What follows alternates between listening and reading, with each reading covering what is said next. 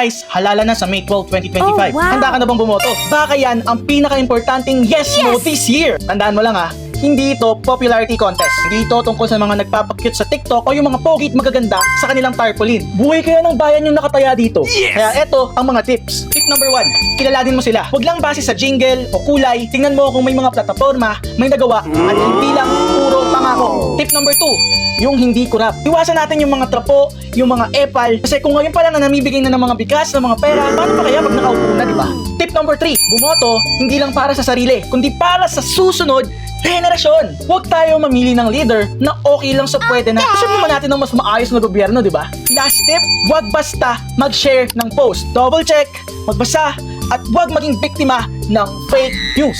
Well, hindi naman sayang kung boboto ka. Pero sayang na sayang kung ibibigay mo sa mali. Vote wisely, vote for change, vote for truth, like and share kung gusto mo maging matalino ang mga kabataan ngayong darating na halalan.